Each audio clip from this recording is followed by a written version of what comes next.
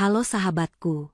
Selamat datang kembali di channel Jeritan Hati, tempat kita berbagi kisah yang mengharukan, penuh inspirasi, dan tentunya membuat jantung berdebar kencang. Kali ini, kita akan menyelami sebuah kisah pembalasan cerdas dari seorang istri yang diremehkan, hingga membuat suami dan ibu mertuanya panik total. Siap untuk mengikuti setiap detik ketegangan dan kejutan? Jangan lupa untuk like, subscribe, dan berikan komentar di bawah dengan menuliskan nama, asal kota, dan ketik hadir. Mari kita buktikan bersama bahwa jeritan hati kita hari ini akan menjadi awal dari kemenangan sejati. Sekarang, mari kita mulai kisah Fania, Dito, dan pembalasan tak terduga yang ia siapkan. Fania duduk di meja kerjanya yang elegan, menatap layar komputer dengan ekspresi tenang yang menyembunyikan kekacauan di hatinya. Di telinganya, masih terngiang jelas suara suaminya, Dito, dan Bu Ratna, ibu mertuanya, yang beberapa jam lalu meremehkan kegiatannya. Mereka selalu menganggap Fania bodoh dan terlalu naif, karena menghabiskan waktu mengurus yayasan amal alih-alih fokus pada salon kecantikan miliknya. Padahal, salon itu adalah salah satu dari sekian banyak aset yang Fania kelola, aset yang bahkan Dito tidak tahu persis sumber kekayaannya. Dito selalu bangga dengan dirinya sendiri, merasa dialah kepala keluarga yang sukses. Padahal sebagian besar kekayaan mereka berasal dari warisan keluarga Fania yang dikelola oleh Pak Arya, ayah Fania. Dito dan Bu Ratna seringkali menggunakan istilah, sibuk dengan kegiatan tak berguna, untuk menggambarkan yayasan Fania. Padahal, yayasan itu kini menjadi alasan paling kuat bagi Fania untuk punya waktu luang dan ruang gerak yang tak terdeteksi. Dito sering mendengus, mengatakan bahwa Fania hanyalah istri yang pandai menghamburkan uang untuk orang lain, tanpa memikirkan penampilan dirinya yang dianggap Dito mulai kusam. Fania tahu, bagi Dito, penampilan luar adalah segalanya, dan itulah alasan Dito mulai menjaga jarak dengannya, mencari kesenangan di luar sana. Fania menarik napas panjang. Ia sudah melihat cukup banyak bukti. Ia tidak bodoh. Fania tahu Dito berselingkuh dengan Lisa. Selama 6 bulan terakhir, Fania diam-diam mengumpulkan semua data. Bukan sekadar foto perselingkuhan, tetapi juga jejak keuangan yang sangat rumit. Dito, dengan kecerdasan yang ia miliki, ternyata cukup bodoh untuk menggunakan dana perusahaan Wijoyo Group, perusahaan keluarga Fania, yang ia kelola, untuk membiayai gaya hidup mewah Lisa dan memberikan tunjangan tak wajar pada Bu Ratna. Dito mengira, selama Fania sibuk mengurus yayasan dan rumah, Fania tidak akan pernah menyentuh atau memeriksa laporan keuangan yang ia tanda tangani. Malam ini adalah puncaknya. Fania baru saja menerima laporan detail dari tim auditor pribadinya. Laporan itu membuktikan bahwa Dito telah menggelapkan dana dalam jumlah fantastis. Uang itu digunakan untuk membelikan Lisa sebuah apartemen kecil dan sejumlah perhiasan, serta memberikan uang bulanan yang sangat besar kepada Bu Ratna, agar Bu Ratna terus merayu dan memuji Dito, serta ikut meremehkan Fania. Semua pengkhianatan ini didalangi dengan senyum palsu dan kata-kata manis di depan Fania. Fania tidak akan menangis atau berteriak seperti istri yang patah hati di sinetron lain. Ia adalah putri Pak Arya, seorang pengusaha ulung yang mengajarkannya bahwa emosi adalah kelemahan, dan perhitungan yang tenang adalah kekuatan sejati. Keputusan telah dibuat. Fania tidak hanya ingin bercerai. Fania ingin Dito dan Bu Ratna merasakan kehilangan segalanya, secara mendadak, seperti yang mereka coba lakukan padanya. Fania meraih ponselnya dan mengirim pesan singkat kepada Pak Arya. Ia hanya menulis 2 kata, saatnya, ayah. Pak Arya membalasnya dalam hitungan detik. Siap, nak. Kereta sudah berangkat. Malam itu, Fania sengaja pulang lebih larut. Dito sudah tertidur pulas di kamar tamu. Kamar yang telah menjadi tempat tidurnya selama 3 bulan terakhir dengan alasan Fania terlalu sibuk dan mengganggu tidurnya. Fania masuk ke kamar utama, kamar yang seharusnya menjadi tempat mereka berbagi kebahagiaan, dan langsung menuju brankas kecil yang tersembunyi di balik lukisan. Fania tahu Dito menyimpan beberapa dokumen penting di sana, termasuk surat-surat saham dan beberapa sertifikat properti atas nama Dito. Meskipun Fania sudah tahu bahwa aset-aset itu tidak seberapa dibandingkan aset Wijoyo Group yang akan ia ambil, Fania butuh dokumen itu untuk mempercepat proses hukum. Dengan cekatan, Fania membuka brankas menggunakan kombinasi yang Dito pernah tidak sengaja ucapkan saat mabuk. Fania memasukkan dokumen-dokumen itu ke dalam amplop coklat. Tepat saat Fania menutup brankas, pintu kamar utama terbuka keras. Dito berdiri di sana, matanya merah, rambutnya acak-acakan. Dito pasti terbangun dan curiga karena ia selalu paranoid dengan barang-barangnya. "Sedang apa kamu di kamarku, Fania?" teriak Dito, suaranya dipenuhi amarah yang dibuat-buat, seperti ingin mengintimidasi Fania. Fania berdiri tegak, memegang amplop itu erat di dadanya, wajahnya tetap datar. Fania menatap Dito lurus-lurus, mata Fania dipenuhi kekecewaan, bukan rasa takut. Dito tidak menyadari bahwa ia baru saja menyalakan bom waktu yang akan meledakkan seluruh hidupnya. Ini bukan lagi tentang perselingkuhan, ini adalah tentang siapa yang memegang kendali atas permainan besar ini. Dito melangkah maju, tangannya mencoba merebut amplop itu. Fania menghindar cepat. Malam telah mencapai titik didih. Dito berdiri tegang, menatap Fania yang dengan tenang menggenggam amplop coklat itu. Rasa curiga Dito berubah menjadi kemarahan besar, karena Fania berani melawan dan tidak takut padanya. Dito merasa harga dirinya sebagai suami dan kepala rumah tangga terinjak-injak oleh sikap Fania yang dingin. "Apa yang kamu curi dari brankas itu, Fania?" bentak Dito, suaranya menggelegar di dalam kamar. "Berani-beraninya kamu menyentuh barang-barangku. Bukankah aku sudah bilang, kamu tidak perlu tahu urusan keuanganku? Kamu hanya perlu mengurus yayasan bodohmu itu dan memastikan rumah ini bersih." Fania hanya diam, tatapannya tidak goyah. Fania merasakan perih, bukan karena Dito membentaknya, tetapi karena ia menyadari betapa rendahnya karakter pria yang sudah ia nikahi selama 7 tahun ini. Pria ini tidak hanya mengkhianati pernikahan, tetapi juga merampok aset keluarganya. "Aku tidak mencuri, Dito," jawab Fania pelan, suaranya tenang, tetapi mengandung ancaman yang tidak disadari Dito. "Aku hanya mengambil kembali apa yang seharusnya tidak pernah kamu sentuh. Aku tahu semuanya.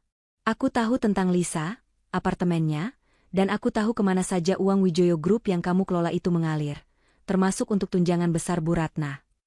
Wajah Dito langsung berubah putih. Ketakutan sesungguhnya baru menyeruak. Dito tidak menyangka Fania, yang selama ini ia anggap polos dan hanya sibuk dengan urusan amal, bisa mengetahui rahasia yang ia sembunyikan dengan sangat hati-hati.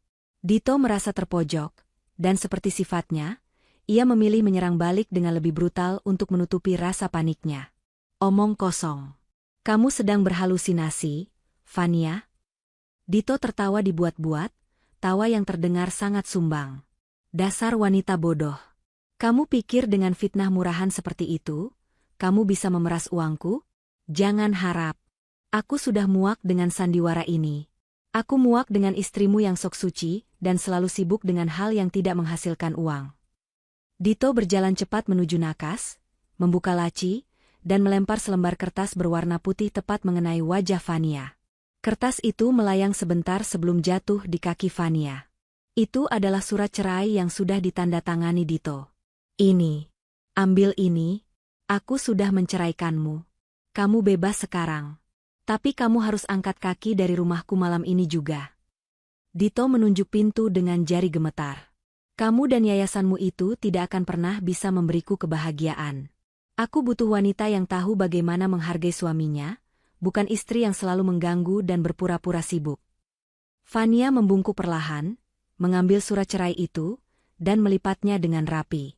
Tindakan Fania yang begitu tenang itu justru membuat Dito semakin murka. Dito meraih ponselnya, mencari nomor telepon Pak Arya, ayah Fania, dengan tangan yang bergetar hebat. Dito ingin Fania dipermalukan sehabis-habisnya, di depan orang tuanya sendiri. "Kamu ingin aku pergi? Baik, aku akan pergi," kata Fania, matanya kini menatap Dito dengan campuran kasihan dan jijik. "Bagus. Sekarang telepon ayahmu dan katakan padanya betapa tidak bergunanya kamu sebagai seorang istri." Dito berteriak. Tepat saat itu, Dito sudah menekan tombol panggil. Suara Dito menjadi sangat keras dan dibuat-buat penuh kekuasaan saat panggilan tersambung. Dito mengira dengan mempermalukan Fania di depan Pak Arya, ia akan mendapatkan simpati dan dukungan untuk proses perceraian dan pembagian harta. "Halo, Pak Arya? Ini Dito. Saya telepon Anda bukan untuk basa-basi. Saya ingin Anda tahu bahwa putri Anda, Fania, sudah saya ceraikan." "Ya, Anda tidak salah dengar. Saya sudah muak dengan anak Anda yang tak berguna ini." Dia hanya sibuk dengan urusan amal yang tidak menghasilkan apa-apa, dan sekarang dia berani-beraninya mencuri dokumen dari brankas saya. Dito menoleh ke Fania dengan senyum penuh kemenangan, menunjukkan ponselnya. Dito ingin Fania mendengar semua penghinaan ini. Saya sudah mengusirnya dari rumah. Jadi, tolong, jemput anakmu yang tak berguna ini sekarang juga. Jangan biarkan dia berada di rumah ini barang sedetik pun lagi. Saya tidak sudi melihat wajahnya. Mari kita lihat bagaimana ia bisa hidup tanpa uangku. Dia benar-benar wanita bodoh. Tutup Dito dengan nada sinis yang ekstrim. Dito menarik napas lega, merasa telah memenangkan pertarungan ini. Fania tidak bereaksi. Fania hanya tersenyum tipis. Senyum yang sangat jarang ia tunjukkan, senyum penuh makna yang seharusnya membuat Dito waspada. Fania melangkah mundur, mengambil kunci mobilnya yang ia simpan di dalam tas tangan kecilnya. Fania tidak menunggu Dito mengakhiri telepon, Fania berbalik dan berjalan menuju pintu. Di saat Dito merasa telah mencapai klimaks kemenangannya, Fania justru merasa ini adalah awal dari kebebasan yang sesungguhnya. Fania meninggalkan Dito yang masih berdiri sombong dengan ponsel di tangan, menanti reaksi panik dari Pak Arya. Fania melangkah keluar dari rumah itu, membawa surat cerai dan amplop coklat berisi senjata pembalasannya. Fania tidak menoleh ke belakang sama sekali. Udara malam yang dingin terasa menyegarkan di wajahnya, seolah mencuci bersih semua sisa kepalsuan yang ia jalani selama bertahun-tahun di rumah itu. Dito, yang kini fokus pada respons Pak Arya di telepon, tidak menyadari bahwa Fania, wanita yang baru saja ia ceraikan dan ia usir, sudah menghilang dari pandangannya, membawa serta keruntuhan Dito di tangannya. Fania mengemudikan mobilnya menjauhi rumah yang baru saja menjadi saksi bisu penghinaan terbesar dalam hidupnya. Di jok belakang, tergeletak tas kecil berisi beberapa pakaian dan amplop coklat yang sangat berharga. Air mata Fania tidak menetes, tetapi hatinya terasa beku. Bukan karena patah hati pada Dito, tetapi karena kecewa pada dirinya sendiri yang pernah mengizinkan pria seperti itu menjadi bagian dari hidupnya. Namun, rasa kecewa itu cepat berganti menjadi fokus dan determinasi. Fania tidak berbelok ke arah perumahan mewah tempat Pak Arya tinggal. Fania menuju ke area pusat kota, sebuah distrik dengan gedung-gedung pencakar langit yang identik dengan kesuksesan dan kekuasaan. Fania memarkirkan mobilnya di basement sebuah penthouse eksklusif yang jarang ia kunjungi, sebuah aset atas namanya sendiri, tersembunyi dari pengetahuan Dito, yang selalu mengira semua properti mereka adalah milik bersama. Saat Fania melangkah masuk ke penthouse itu, aura rumah itu terasa berbeda dari rumah lamanya. Lebih modern, lebih minimalis, dan yang terpenting, tidak ada jejak Dito di sana. Fania meletakkan tasnya dan langsung menyalakan laptop yang sudah disiapkan di meja kerjanya. Ini bukan saatnya istirahat. Ini adalah waktu untuk mengeksekusi rencana yang sudah disusun rapi bersama Pak Arya dan tim hukumnya. Fania membuka video call dengan seseorang yang hanya ia kenal sebagai Tuan Hermawan, penasihat keuangan senior dan pengacara yang sangat dipercaya Pak Arya. Tuan Hermawan sudah menunggu dengan ekspresi serius. "Fania, apa kamu baik-baik saja?" tanya Tuan Hermawan, sorot matanya menunjukkan kekhawatiran. "Aku baik-baik saja, Tuan. Bahkan jauh lebih baik," jawab Fania. "Dito sudah melakukan apa yang kita harapkan. Dia sudah menandatangani surat cerai dan secara eksplisit mengusirku sambil menghina di depan Pak Arya. Sekarang, kita bisa melanjutkan tanpa hambatan." Fania kemudian mengeluarkan amplop coklat. Di dalamnya, selain beberapa sertifikat saham lama Dito yang tidak terlalu bernilai, juga ada hard drive kecil yang berisi semua bukti digital. Ini adalah bukti perselingkuhan, penggelapan dana, dan semua aliran dana ilegal yang Dito lakukan dari Wijoyo Group selama 2 tahun terakhir. Jelas Fania, menunjukkan hard drive itu ke kamera.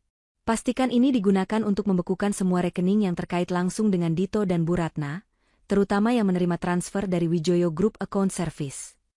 Tuan Hermawan mengangguk tegas. Sesuai rencana, Fania. Saat ini juga, semua akses Dito ke kantor pusat sudah dinonaktifkan.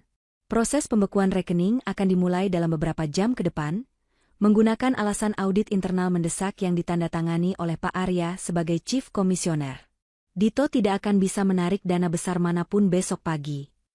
Fania merasakan sedikit gejolak dalam perutnya, bukan rasa takut, melainkan sensasi menghadapi titik balik yang besar. Ia tahu, Langkah yang ia ambil ini akan menghancurkan Dito sepenuhnya, tidak hanya secara finansial, tetapi juga karirnya. Bagaimana dengan rumah itu? Tanya Fania, merujuk pada rumah yang baru saja ia tinggalkan. Rumah itu, Fania, sudah diurus Pak Arya. Ingat, itu adalah hadiah ulang tahun pernikahanmu yang pertama, yang sepenuhnya didaftarkan atas namamu. Dokumen hukum yang sah sudah siap untuk proses penyitaan. Dito mungkin mengira dia mengusirmu dari rumahnya, tetapi dia baru saja mengusir pemilik sah dari asetnya sendiri, ujar Tuan Hermawan dengan nada puas. Fania tersenyum.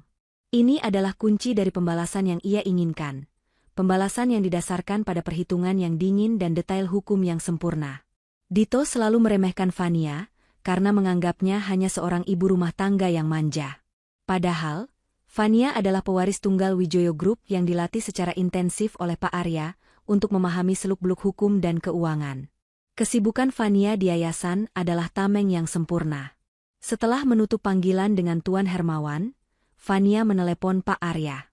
Suara Pak Arya terdengar jauh lebih tenang daripada saat menerima teriakan Dito di telepon tadi. "Kamu sudah di tempat aman, Nak?" tanya Pak Arya. "Sudah, Ayah." Tuan Hermawan sudah memulai prosesnya. "Ayah harus dengar, Dito tadi berteriak di telepon, 'Jemput anakmu yang tak berguna ini.' Ayah tidak perlu repot-repot menjemputku, Dito justru yang akan datang menjemput kehancurannya sendiri," Fania berkata. Pak Arya tertawa pelan. "Aku tahu, Nak, aku tahu. Aku hanya menjawab singkat pada Dito bahwa aku sudah menjemputmu. Biarkan dia panik. Sekarang tugas kita adalah membuat dia benar-benar terisolasi. Kamu sudah bekerja keras. Tidurlah. Biar ayah dan tim yang mengurus kekacauan di kantor besok." Fania tahu, dengan dukungan penuh dari Pak Arya, rencana ini tidak akan pernah gagal. Fania menutup telepon dan menatap keluar jendela penthouse itu, melihat lampu-lampu kota yang berkelip. Ia tidak lagi melihat dirinya sebagai istri yang dikhianati, tetapi sebagai wanita yang memegang kendali penuh atas takdirnya dan nasib orang-orang yang telah berani meremehkannya. Fajar akan segera menyambut, dan bagi Dito, fajar itu akan membawa badai finansial. Pagi menyingsing, membawa cahaya ke kamar utama yang kini terasa aneh bagi Dito. Dito terbangun dengan perasaan sangat lega. Ia meregangkan tubuhnya, merasakan kenikmatan dari tidur nyenyak setelah secara dramatis mengusir Fania. Semalam, Dito merasa telah mengambil kembali kejantanannya dan kekuasaannya sebagai suami. Fania, si istri yang dianggap membosankan dan terlalu sibuk, sudah pergi, membawa serta surat cerai yang Dito lempar. Dito turun ke bawah. Rumah terasa sunyi, tanpa kehadiran Fania yang biasa menyiapkan sarapan atau menyiapkan keperluannya. Dito tersenyum puas. Ia merasa ini adalah awal dari kehidupan barunya yang bebas dan penuh gairah, tanpa ceramah tentang tanggung jawab dan tanpa Fania yang selalu bertanya tentang laporan yayasan. Dito segera menelepon Lisa. "Sayang, rumah sudah kosong. Kamu bisa pindah hari ini juga. Tidak ada lagi halangan. Wanita bodoh itu sudah pergi." Lisa menyambutnya dengan tawa manja, memuji keberanian Dito. Dito merasa di atas angin, percaya bahwa ia adalah pria yang kuat dan tegas. Setelah mematikan telepon, Dito menelepon Bu Ratna, ibunya. "Bu, Fania sudah saya usir. Dia sudah resmi saya ceraikan. Jangan khawatir, Fania pergi hanya membawa pakaiannya. Harta kita aman," kata Dito dengan nada bangga. Bu Ratna di seberang telepon terdengar sangat gembira. "Bagus, Nak. Sudah seharusnya kamu lakukan itu sejak lama. Perempuan seperti dia hanya menghabiskan uangmu untuk hal-hal tak penting. Sekarang kamu bebas. Nak, ibu selalu bilang, kamu pantas mendapatkan yang lebih baik." Meskipun lega, ada sedikit kegelisahan yang mengganggu Dito, yaitu respons Pak Arya semalam. Dito sempat merasa khawatir Pak Arya, pengusaha senior yang dihormati itu, akan marah besar dan melancarkan serangan. Namun, setelah Dito berkoar-koar menghina Fania dan memintanya menjemput Fania, Pak Arya hanya menjawab dengan tenang. "Jemput? Tidak perlu. Aku sudah menjemput Fania. Dia sudah aman bersamaku." Kemudian, Pak Arya langsung menutup telepon. Bagi Dito, respons yang singkat dan tenang itu diartikan sebagai kelemahan atau rasa malu Pak Arya atas kelakuan Fania. Dito menyimpulkan, Pak Arya pasti terlalu malu untuk menghadapi kenyataan bahwa putrinya diceraikan karena tidak berguna. Kekhawatiran Dito perlahan mereda, tergantikan oleh rasa percaya diri yang berlebihan. Dito merasa aman, sebab ia yakin sudah mengunci semua celah keuangannya, dan Fania tidak memiliki akses apapun ke perusahaan. Dito lupa, Fania adalah putri Pak Arya, dan Pak Arya tidak pernah bertele-tele dalam mengambil tindakan. Dito lalu bersiap-siap untuk berangkat ke kantor, tempat ia menjabat sebagai manajer utama di salah satu divisi vital Wijoyo Group. Dito berencana untuk merayakan kebebasannya dengan beberapa rekan kerja, dan mungkin sedikit memamerkan kebebasannya di depan kolega. Saat Dito membuka dompetnya untuk mengambil kartu akses kantor, ia melihat kartu kredit utamanya, kartu yang selalu ia banggakan karena memiliki limit tak terbatas yang disediakan oleh Wijoyo Group. Dito memutuskan untuk mencoba kartu itu di mesin kopi mewah yang ada di dapur. Gesek. Muncul pesan di layar mesin, transaksi ditolak. Hubungi bank Anda. Dahi Dito berkerut. Mungkin limit harian sudah habis, pikirnya acuh tak acuh. Dito lalu mencoba kartu kredit yang ia gunakan untuk keperluan pribadi dan Lisa. Gesek. Pesan yang sama muncul, transaksi ditolak. Hubungi bank Anda. Dito mulai merasa sedikit tidak nyaman. Ini aneh. Ia ingat ia baru saja menerima transfer dana besar kemarin lusa. Dito segera mengambil ponselnya, membuka aplikasi mobile banking. Ia mencoba masuk. Aplikasi meminta password baru. Dito mengetik password lamanya berulang kali, tetapi selalu gagal. Tiba-tiba, muncul notifikasi di layar yang menginformasikan bahwa akses rekeningnya ditangguhkan sementara atas permintaan audit internal mendesak perusahaan. Keringat dingin mulai membasahi punggung Dito. Audit internal mendesak? Siapa yang berani memerintahkan audit tanpa sepengetahuannya? Dito mencoba menelepon manajer banknya, tetapi panggilannya diarahkan ke voicemail otomatis.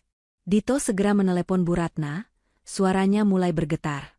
Bu, kartu-kartuku ditolak. Aku tidak bisa masuk rekeningku. Ada yang salah. Bu Ratna di seberang telepon terdengar bingung. Apa maksudmu? Nak, baru tadi malam kamu bilang harta kita aman. Coba pakai yang visa platinum itu. Sudah. Semua ditolak, teriak Dito. Aku harus segera ke kantor. Aku yakin ini ulah Fania. Dito bergegas mengambil kunci mobil dan bergegas menuju garasi. Ia harus segera sampai di kantor dan mengambil uang tunai di brankasnya. Dito harus mendapatkan penjelasan dari bagian keuangan. Dito yakin, ini hanyalah kekeliruan kecil yang bisa ia perbaiki karena ia adalah manajer utama di sana. Namun, saat Dito menyentuh gagang pintu, ia tidak tahu bahwa Fania sudah jauh melangkah, dan jerat hukum sudah dipasang dengan sempurna. Dito mengemudi dengan kecepatan tinggi menuju gedung pencakar langit Wijoyo Group. Kecemasan yang semula hanya berupa bisikan kini berubah menjadi teriakan panik di benaknya. Rasanya tidak mungkin Fania memiliki kemampuan untuk membekukan rekeningnya secepat ini, apalagi memicu audit internal di perusahaan sebesar itu.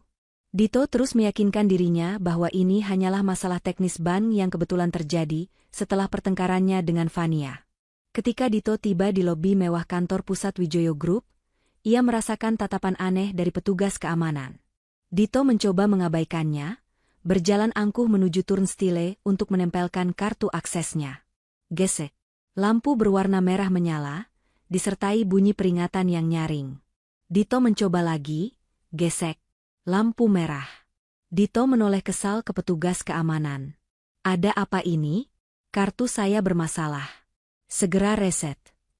Petugas keamanan, seorang pria parubaya bernama Pak Umar yang sudah lama bekerja di sana, mendekati Dito dengan wajah menyesal. Maaf, Pak Dito. Kartu akses Anda sudah dinonaktifkan sementara. Ada perintah dari manajemen tertinggi pagi ini. Dinonaktifkan? Siapa yang berani-beraninya melakukan ini? Dito membentak, suaranya menarik perhatian beberapa karyawan yang baru datang.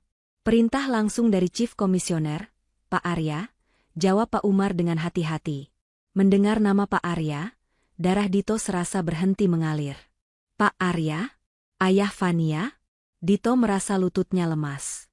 Jadi, respons tenang Pak Arya semalam bukanlah tanda kelemahan, melainkan waktu yang digunakan untuk melancarkan serangan balasan yang terstruktur.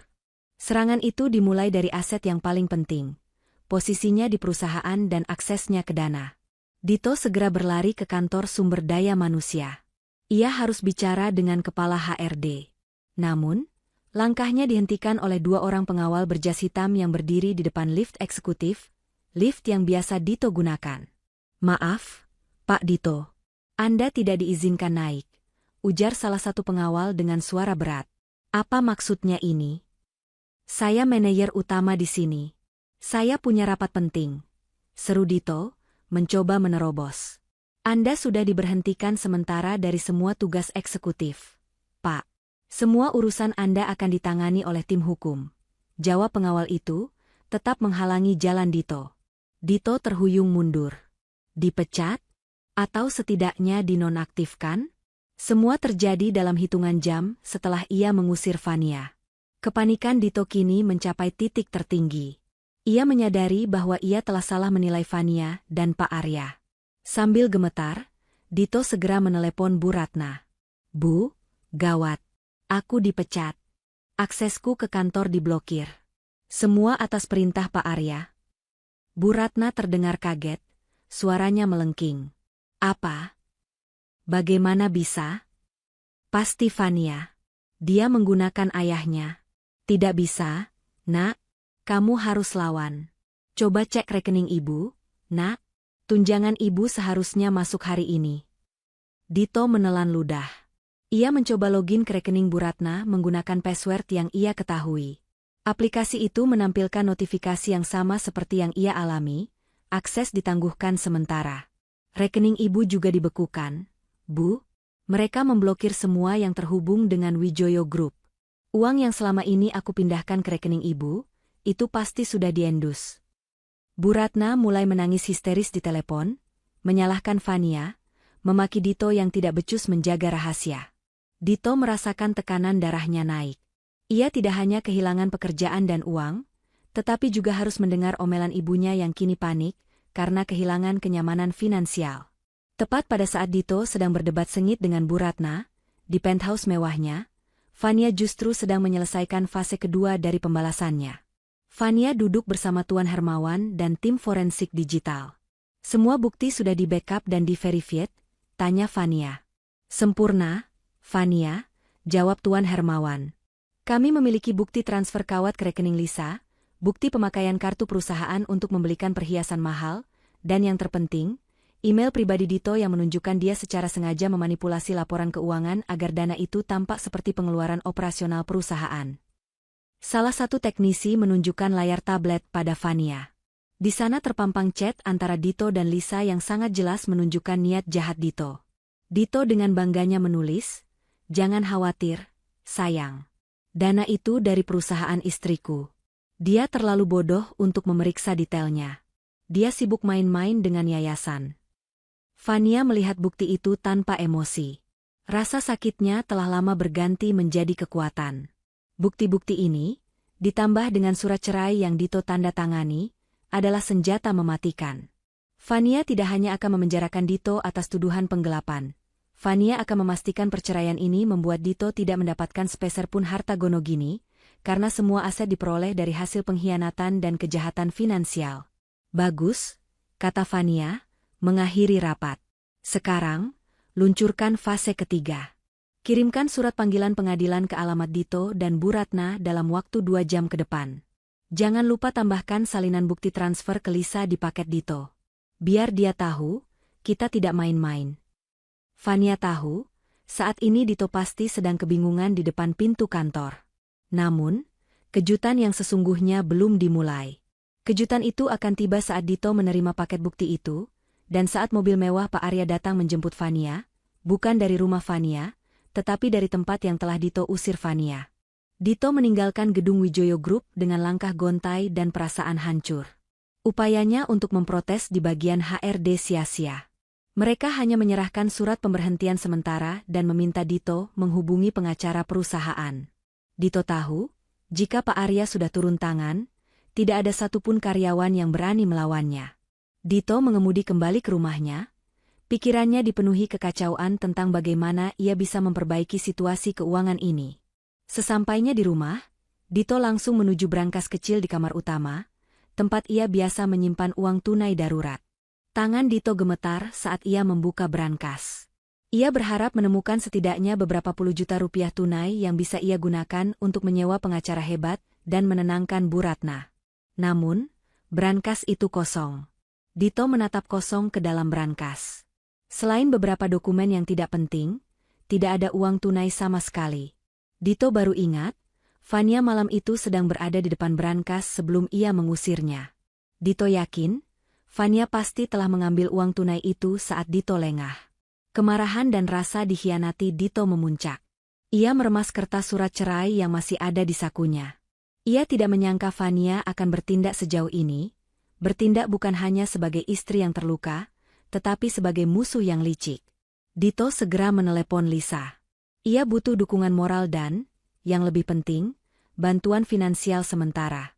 "Sayang, aku butuh bantuanmu," kata Dito, suaranya terdengar putus asa.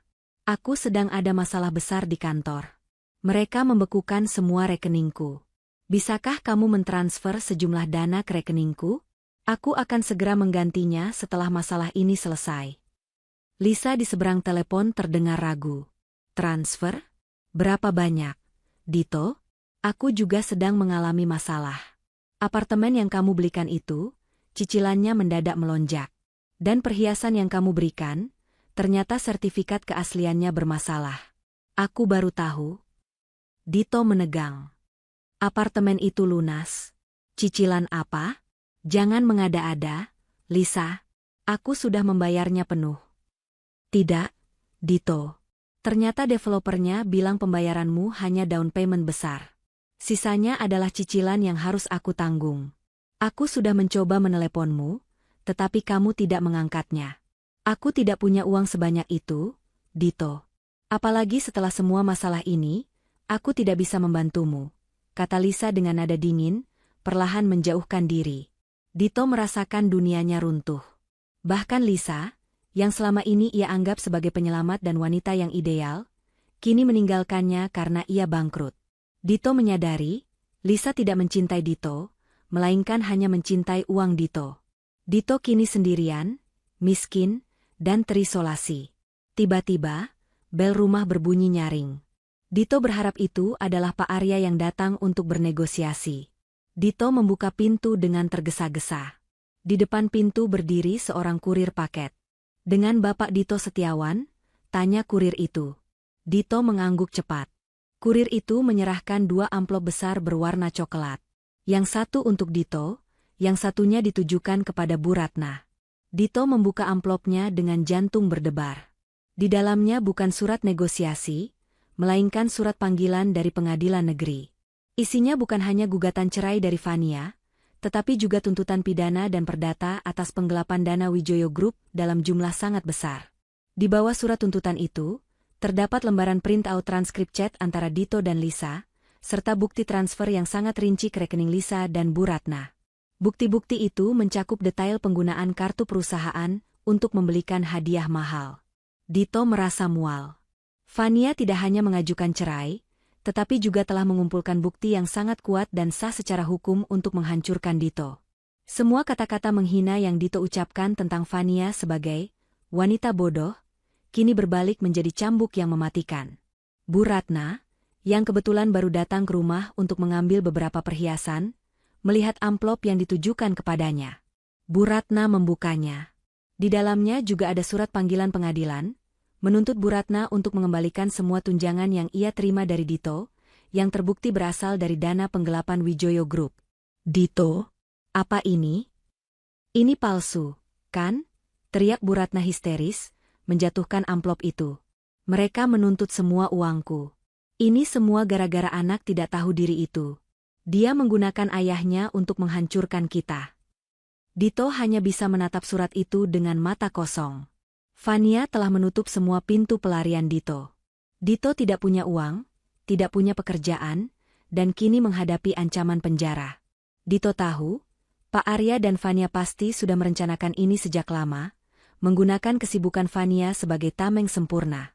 Dito ingat saat ia mengusir Fania hanya tersenyum tipis. Senyum itu, kini Dito sadari, adalah senyum seorang pemenang yang sudah melihat kartu terakhir di tangan musuhnya. Dito dan Bu Ratna duduk di sofa ruang tamu yang mewah itu, yang ironisnya, sebentar lagi akan disita. Mereka dikepung oleh tumpukan surat tuntutan, bukti transfer, dan panggilan pengadilan. Bu Ratna terus menangis, memarahi Dito karena tidak becus menjadi suami dan manajer, sehingga membawa kehancuran finansial pada dirinya. Dito, di sisi lain, tenggelam dalam penyesalan yang mendalam dan kepanikan yang luar biasa. Ia menyadari betapa fatalnya kesalahannya meremehkan Fania. Kita harus segera telepon Pak Arya, Dito. Kita harus memohon ampun. Katakan kita akan melakukan apa saja agar Fania menarik tuntutan ini. Desak Bu Ratna, mencengkeram lengan Dito. Dito dengan tangan gemetar meraih ponselnya.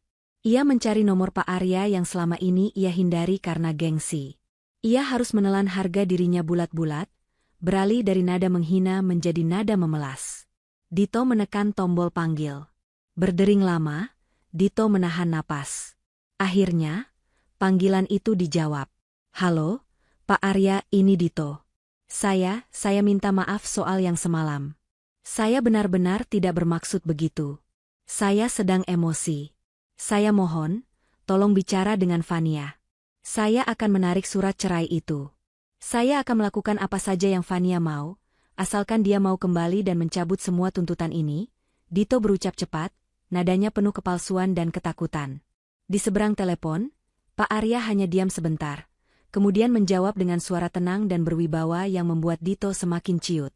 Dito, kamu telepon untuk apa? Bukankah kamu sudah bahagia? Kamu sudah menceraikan Fania karena dia tidak berguna dan bodoh, kan? Kenapa sekarang kamu memohon?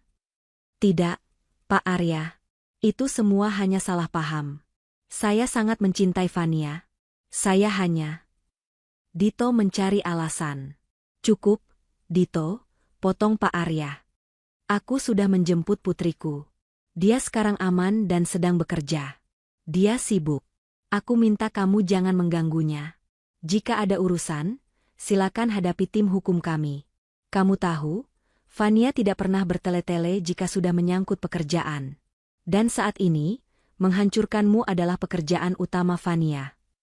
Tapi, Pak Arya, saya mohon. Semua aset saya dibekukan. Saya tidak punya uang sepeser pun. Tolong, saya akan kembalikan semua uang perusahaan. Saya janji. Dito nyaris berteriak. Uang? Uang yang kamu gelapkan itu bukan milikku. Dito, itu uang perusahaan Wijoyo Group yang harusnya kamu kelola dengan jujur. Semua urusan itu sekarang sudah di tangan hukum. Dan tentang Fania, Pak Arya mengambil jeda yang terasa sangat lama bagi Dito. Dia tidak punya waktu untuk mendengarkan drama tangisanmu. Dia sedang ada meeting penting dengan calon investor yayasannya. Dia sedang sibuk menciptakan kebahagiaan sejati.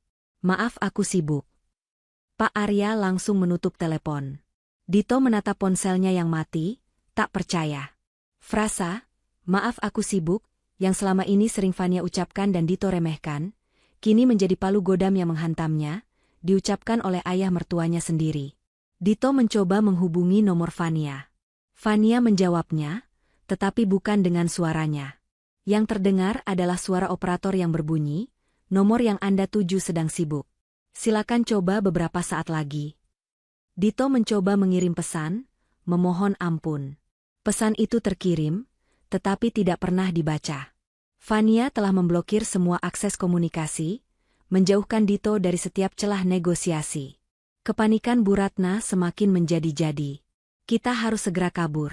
Dito, sebelum mereka mengirim polisi ke sini. Kita harus segera ambil barang-barang berharga dan lari ke luar negeri. Kabur kemana, Bu? Semua rekening kita diblokir. Aku tidak punya uang tunai. Bahkan tiket pesawat pun kita tidak bisa beli. Dito membentak ibunya sendiri. Saat itulah Dito tersadar. Fania tidak hanya merencanakan perceraian, tetapi juga merencanakan pemiskinan total dan isolasi sempurna.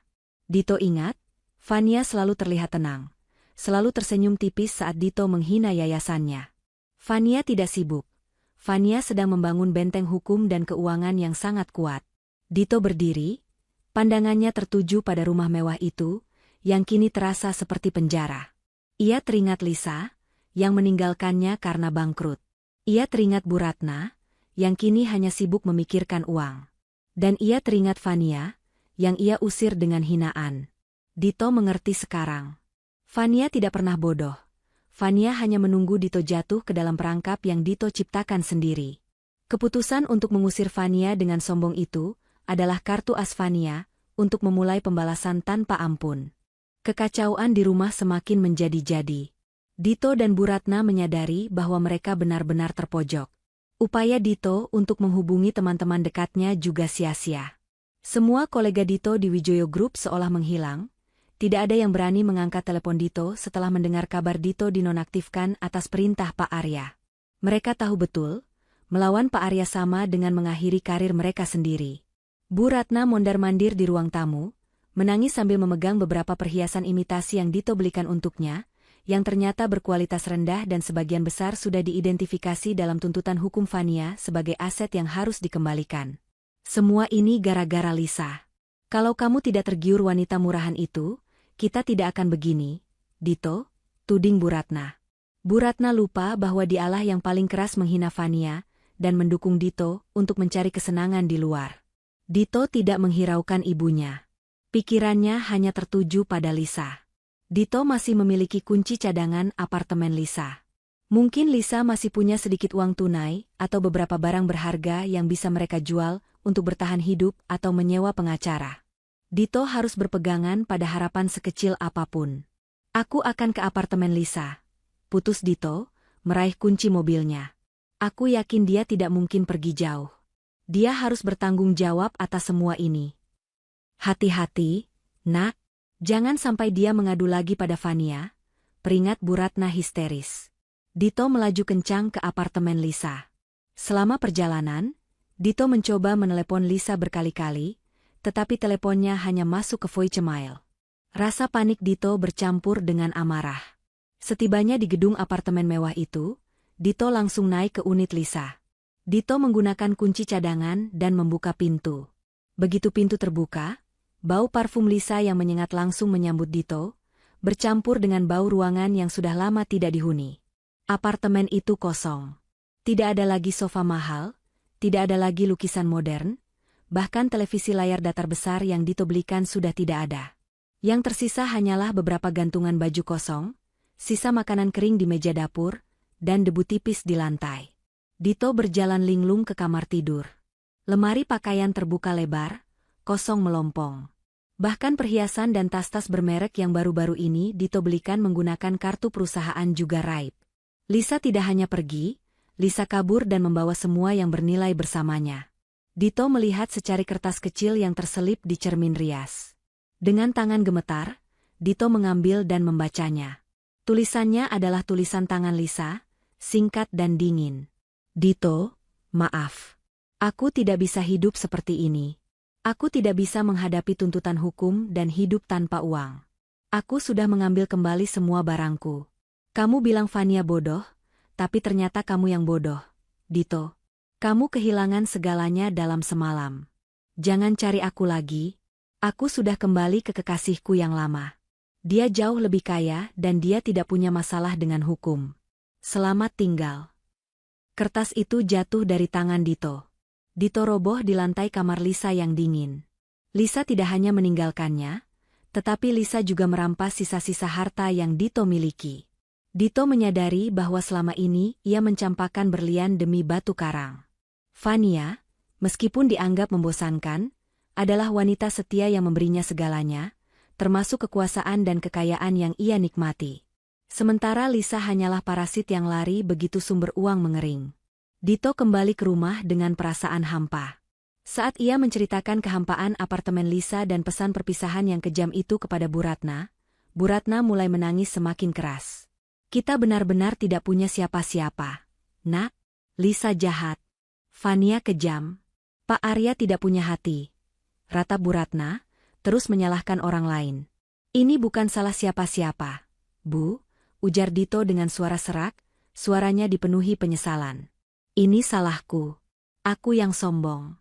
Aku yang mengusir Fania. Aku yang mengira aku bisa hidup tanpa Fania dan kekayaan keluarganya. Dito menatap keluar jendela. Di luar, hari sudah mulai sore. Rumah mewah itu, dengan kolam renang dan taman yang terawat, terasa seperti penjara berlapis emas. Dito tahu, cepat atau lambat, polisi akan datang. Mereka tidak punya tempat bersembunyi. Mereka tidak punya pengacara, dan yang paling menyakitkan, mereka tidak punya Fania, yang bisa menjadi satu-satunya jembatan menuju pengampunan Pak Arya. Dito memohon untuk terakhir kalinya kepada Bu Ratna, agar menelepon kerabat jauh untuk meminta bantuan. Namun, tak satu pun dari kerabat Dito yang mau mengangkat telepon, karena mereka semua sudah tahu berita burung tentang tuntutan hukum dari Wijoyo Group yang melibatkan Dito. Dito menyadari, Fania dan Pak Arya tidak hanya membekukan aset, mereka juga membekukan semua kontak dan jaringan Dito. Dito benar-benar terisolasi, persis seperti yang ia harapkan terjadi pada Fania saat ia mengusirnya. Namun, Fania dijemput oleh kekuasaan Pak Arya, sementara Dito ditinggalkan oleh semua orang yang ia cintai dan ia percayai. Malam telah mencapai puncaknya. Rumah Dito tenggelam dalam keheningan yang menyesakan, dipecah hanya oleh napas berat Dito dan isak tangis tertahan Bu Ratna. Mereka berdua duduk di ruang tamu yang gelap gulita, di sofa mahal yang sebentar lagi bukan milik mereka, dikelilingi oleh surat-surat tuntutan hukum yang menjadi vonis kehancuran mereka. Dito tidak bisa lagi menyalahkan siapapun selain dirinya sendiri. Setiap detik yang berlalu adalah siksaan, menunggu datangnya polisi atau petugas SITA yang akan mengakhiri penderitaan finansial dan memulai penderitaan hukum mereka. Dito terus memutar ulang di benaknya momen ia melemparkan surat cerai itu ke wajah Fania, teriakan menghina yang ia lontarkan, dan senyum tipis Fania yang kini ia pahami sebagai timing yang sempurna. Dito ingat, Fania selalu mengajukan pertanyaan rinci tentang keuangan, yang selalu ia patahkan dengan alasan Fania terlalu bodoh untuk mengerti. Padahal, Fania hanya menguji batas kesabarannya dan mengumpulkan data. Dito bodoh karena ia terbutakan oleh kesombongan, mengira kekayaan keluarga Fania adalah kekayaan yang bisa ia manfaatkan tanpa batas. Bu Ratna, yang tadinya menyalahkan Lisa dan Fania, kini mulai menyalahkan nasib. Ia merangkul tas tangannya, isinya hanya beberapa lembar uang kertas lama yang tidak seberapa, dan beberapa perhiasan imitasi. Kenyamanan finansial yang selama ini ia nikmati dari gelapan dana Dito, telah hilang tak berbekas. Rasa takut akan kehilangan status sosial jauh lebih besar daripada rasa takut akan masuk penjara. Tiba-tiba, suara mesin yang kuat dan berat memecah keheningan malam. Bukan suara sirene, tetapi suara yang sangat berkelas, menandakan kedatangan sesuatu yang besar dan mahal. Suara itu semakin membesar, memenuhi keheningan perumahan mewah itu. Lalu, cahaya yang sangat terang menyapu jendela ruang tamu. Cahaya lampu sorot yang sangat kuat itu memaksa Dito dan Bu Ratna menyipitkan mata, menembus tirai tebal seolah-olah mengumumkan sebuah proklamasi. Cahaya itu berdiam, terfokus pada pintu utama. Dito bangkit perlahan, tubuhnya kaku dan gemetar, dipenuhi firasat buruk. Dito mengintip dari celah tirai. Di halaman depan, tepat di karangan bunga yang Fania rawat, terparkir sebuah mobil Rolls-Royce Phantom hitam pekat. Mobil itu terlihat sangat megah, memancarkan aura kekayaan dan kekuasaan yang tak terbantahkan. Mobil itu diapit oleh 2 unit SUV hitam lainnya, yang berisi minimal 4 pengawal berbadan tegap yang berjaga dengan sikap siaga. "Itu Pak Arya," bisik Dito, suaranya tercekat di tenggorokan, suaranya mengandung campuran rasa hormat dan teror. "Dia datang. Dia tidak datang untuk negosiasi, Bu. Dia datang untuk eksekusi." Pintu Rolls-Royce terbuka dengan mekanis yang mulus. Dari sana, melangkah keluar Pak Arya. Penampilannya sangat berwibawa, mengenakan setelan jas malam yang mahal, dengan sorot mata yang tajam dan dingin. Pak Arya tidak menunjukkan amarah, ia hanya menunjukkan otoritas mutlak. Ia datang bukan sebagai ayah yang sedih, tetapi sebagai chief komisioner yang datang untuk menutup buku kerugian perusahaan. Pak Arya berjalan tegap menuju pintu utama, diikuti oleh 2 pengawal yang membawa papan klip dan alat komunikasi. Ketukan di pintu tidak lagi terdengar panik atau ragu. Itu adalah ketukan yang menuntut pembukaan, tidak menerima penolakan. "Kita harus sembunyi, Nak. Di mana saja." Bu Ratna menarik-narik lengan Dito dengan panik yang berlebihan. Sudah tidak ada gunanya, Bu, jawab Dito, mematung di tempatnya. Dito tahu, bersembunyi hanya akan memperpanjang rasa malu. Ia harus menghadapi kehancurannya, yang ia sendiri yang ciptakan. Dito membuka pintu. Wajahnya yang pucat dan mata yang penuh ketakutan langsung berhadapan dengan Pak Arya yang berdiri tegak. Kamu terlihat kacau, Dito, kata Pak Arya, tanpa basa-basi. Ia membiarkan tatapannya menyapu Dito dari ujung kepala hingga kaki, menunjukkan penghinaan yang tersembunyi. Pak Arya, saya minta maaf. Saya sudah menghubungi Anda. Saya akan tanda tangani semua dokumen. Saya akan mengembalikan uang itu. Saya mohon, tolong bicara dengan Fania. Jangan penjarakan saya. Dito memohon, lututnya nyaris lemas. Aku datang ke sini bukan untuk mendengar penyesalan palsu, potong Pak Arya. Aku datang untuk menyelesaikan apa yang kamu mulai. Kamu mengusir putriku, mengatakan dia tidak berguna, dan meminta aku menjemputnya. Aku sudah menjemputnya. Dan kini, aku datang ke rumah ini, bukan sebagai ayah mertua, tetapi sebagai perwakilan hukum dari Wijoyo Group yang akan mengambil kembali semua yang menjadi hak putriku.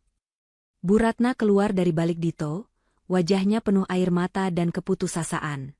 Pak Arya, jangan begini. Fania pasti salah paham. Anakmu terlalu sensitif. Kami tidak bermaksud jahat. Cukup, Bu Ratna, Pak Arya menoleh sekilas ke arahnya. Urusanmu dengan hukum sudah jelas. Jangan memperumit keadaan. Aku hanya akan bicara dengan Dito. Pak Arya kembali fokus pada Dito. Kamu mengira kamu mengusir Fania dari rumahmu. Dito, rumah ini, mobil ini, dan sebagian besar aset yang kamu nikmati, didaftarkan sepenuhnya atas nama Fania. Semua hadiah ulang tahun pernikahan dan investasi itu, semua atas nama Fania. Aku hanya ingin kamu tahu, kamu baru saja mengusir pemilik sah properti ini, dan sekarang, dia datang untuk mengklaimnya. Tiba-tiba, pintu belakang Rolls-Royce di halaman terbuka lagi. Pak Arya melangkah mundur sedikit, memberikan ruang pandang yang jelas ke arah mobil. Dari sana, melangkah keluar Fania. Fania mengenakan gaun malam yang sederhana namun berkelas, rambutnya terurai.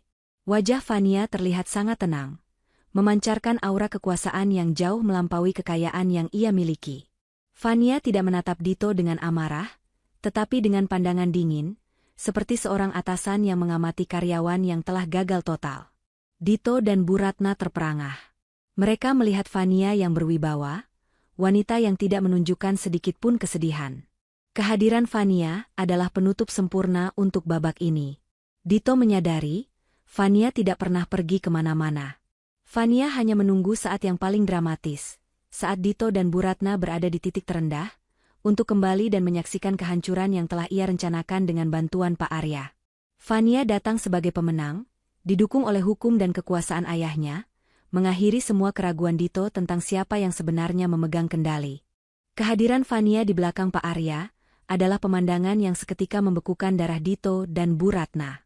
Di mata Dito, Fania bukan lagi sosok istri yang selalu ia remehkan, melainkan perwujudan keadilan yang datang dengan kendaraan mewah, dikelilingi kekuasaan mutlak Pak Arya. Dito menyadari bahwa setiap hinaan yang pernah ia lontarkan kepada Fania kini, berbalik menjadi bumerang paling mematikan. Dito mencoba mencari celah, melihat adanya keraguan di mata Pak Arya, namun yang ia temukan hanyalah ketegasan baja. Fania, sayangku, aku mohon, beri aku kesempatan.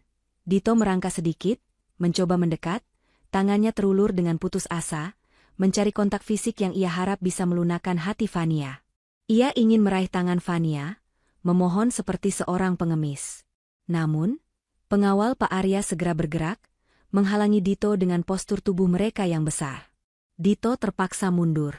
Fania sama sekali tidak bereaksi, ia memandang Dito dengan tatapan yang penuh kesimpulan. Seolah-olah Dito hanyalah data statistik yang telah diolah dan kini tidak lagi relevan. Dito, drama sudah berakhir, kata Pak Arya, suaranya dingin dan tanpa kompromi. Ia menoleh ke arah pengawal yang membawa stiker segel. Lakukan. Saat pengawal itu dengan sigap dan profesional menempelkan stiker segel merah bertuliskan, aset di bawah pengawasan hukum, milik Safania, Tepat di pintu utama rumah, Dito dan Bu Ratna hanya bisa menatap ngeri. Suara stiker yang menempel itu terdengar seperti pintu penjara yang menutup. Rumah mewah itu, simbol kesombongan Dito, kini telah resmi disita atas nama Fania. Kamu mengusir Fania, jadi Fania datang untuk mengklaim propertinya? Jelas Pak Arya, suaranya tenang, menjelaskan prosedur penyitaan itu seolah-olah ini adalah rapat bisnis biasa. Rumah ini, Dito, adalah aset yang dihibahkan penuh kepada Fania saat ulang tahun pernikahanmu yang pertama. Kamu lupa membaca detail sertifikatnya, sibuk dengan urusan murahanmu. Semua perabotan, mobil, dan semua yang kamu anggap sebagai harta gonogini, sebenarnya adalah aset Fania yang kamu nikmati. Semua akan disita untuk menutupi kerugian perusahaan, yang mana kamu adalah dalang di baliknya. Bu Ratna menjerit histeris, air mata membasahi wajahnya yang panik. Tidak. Kalian tidak bisa. Perhiasanku. Tunjanganku. Itu semua hakku. Kami akan melawan di pengadilan. Anakmu curang, Pak Arya. Diam, Bu Ratna, potong Pak Arya tanpa menoleh sedikit pun ke arahnya. Urusanmu dengan perhiasan dan tunjangan ilegal itu akan ditangani oleh pengacara kami di pengadilan. Kami memiliki semua bukti transfer yang sah dan jelas membuktikan bahwa dana yang kamu terima berasal dari penggelapan dana Wijoyo Group. Kamu juga harus menanggung konsekuensi hukum dan mengembalikan semua uang itu. Kamu terlibat penuh dalam kejahatan anakmu. Dito, yang kini benar-benar terpuruk, merangkak di lantai, mencoba menggapai kaki Pak Arya. Saya mohon, Pak Arya. Hanya Fania yang bisa membantu saya. Saya bersumpah akan mencintai Fania. Saya akan menjadi suami yang baik. Tolong, jangan hancurkan saya di penjara. Fania maju selangkah. Dito mendongak, matanya penuh harapan. Fania menjatuhkan amplop kecil yang tadi ia pegang, berisi surat tuntutan pidana dan bukti-bukti digital, tepat di depan wajah Dito. Kamu menyebutku bodoh. Dito? Wanita bodoh ini sudah lama tahu perselingkuhanmu dengan Lisa, laporan keuangan palsu, dan semua kebusukanmu. Ucap Fania, nada suaranya memancarkan rasa jijik yang mendalam. Aku sengaja memberimu ruang untuk menggali kuburanmu sendiri. Kesibukanku di yayasan adalah tameng yang sempurna, sementara aku dan tim hukum Pak Arya mengumpulkan setiap bukti yang tak terbantahkan. Tuntutan ini tidak akan dicabut. Karena kamu sudah menandatangani surat cerai tanpa paksaan, kamu tidak berhak atas apapun. Aku datang malam ini hanya untuk memastikan kamu menyaksikan sendiri, bagaimana seluruh hidupmu, yang kamu kira milikmu, diambil kembali oleh wanita yang kamu hina. Fania kembali menoleh ke Pak Arya. Ayah, kita selesaikan sekarang. Baik, nak, jawab Pak Arya. Dito, kamu punya waktu 5 menit. Hanya pakaian pribadi dan sikat gigi. Tidak ada dokumen, tidak ada perhiasan. Pengawal akan mendampingimu. Setelah itu, kamu dan Bu Ratna akan diantar keluar dari properti ini, tanpa boleh kembali. Wajah Dito pucat pasi. 5 menit. Itu waktu yang sangat singkat untuk mengumpulkan sisa-sisa hidupnya yang hancur. Dito dan Bu Ratna diiringi pengawal masuk ke kamar tamu, tempat Dito biasa tidur. Mereka kembali tak lama kemudian, membawa tas kecil yang terlihat sangat menyedihkan di tengah kemegahan ruang tamu. Dito menatap Fania untuk terakhir kalinya, matanya penuh penyesalan yang terlambat. Ia melihat Fania tidak memiliki keraguan sedikitpun. Dito menyadari, yang ia usir bukan hanya istrinya, tetapi kehidupannya, masa depannya, dan seluruh harga dirinya. Antar mereka, perintah Pak Arya singkat. Dito dan Bu Ratna digiring keluar pintu. Bu Ratna masih meracau tentang ketidakadilan, sementara Dito hanya berjalan gontai, tubuhnya tampak kempis dan tak berdaya. Mereka dipaksa melewati halaman yang diterangi oleh lampu sorot Rolls-Royce, melangkah keluar gerbang, dan menghilang dalam kegelapan malam, tanpa uang, tanpa rumah, dan tanpa masa depan yang pasti. Fania masuk Rolls-Royce, duduk dengan tenang di jok kulit yang lembut. Ia tidak melihat ke belakang. Pintu tertutup dengan suara tut yang memuaskan. Pak Arya masuk, dan mobil mewah itu melaju perlahan, meninggalkan rumah yang kini telah disegel dan sunyi. Fania tidak lagi merasakan beban atau kepahitan. Hanya ada rasa lega dan ketenangan yang abadi. Ia telah membuktikan bahwa kecerdasan dan integritasnya jauh lebih berharga daripada semua uang yang Dito dan Bu Ratna kejar. Wanita yang mereka anggap bodoh itu, kini adalah satu-satunya yang tersisa di atas reruntuhan. Kemenangan ini adalah pembalasan yang paling manis. Pesan moralnya. Jangan pernah meremehkan ketenangan dan kesibukan pasanganmu. Kadang, di balik kesibukan itu, tersembunyi kekuatan dan perhitungan yang sempurna untuk membalikkan keadaan. Kesombongan dan pengkhianatan selalu berujung pada kehancuran total.